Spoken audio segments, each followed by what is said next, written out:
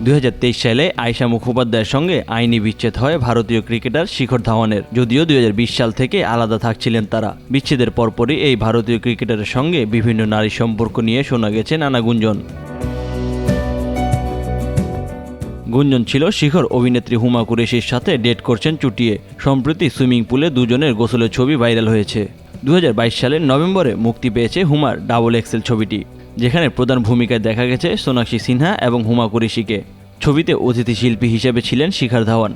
আর এরপরে শোনা গিয়েছে হুমাকে নাকি পছন্দ করেন শিখর। অন্যদিকে হুমারও নাকি এই সম্পর্কে কোনো আপত্তি নেই। এরকম আবহে এই ছবি ইন্টারনেট দুনিয়ায় ছড়িয়ে পড়তে শুরু হয় নানা জল্পনা। ব্যাপারটা আসলে কি? সত্যিই কি প্রেম করছেন শিখর হুমা?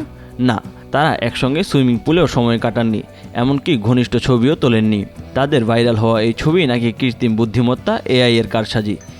এআই ব্যবহার করে তৈরি হয়েছে এই ছবি, যা নিয়ে ভক্তদের মাঝে বিভ্রান্তি সৃষ্টি হচ্ছে।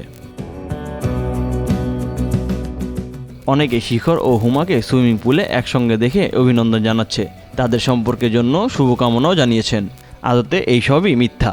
তাদের দুজনের ঘনিষ্ঠ সেই ছবি এআই এর তৈরি। আপাতত দুজন নিজেদের সম্পর্ক নিয়ে আনুষ্ঠানিক কোনো ঘোষণা দেননি। হুমা কুরেশির জন্ম 1986 সালে। তিনি স্নাতক করেছেন।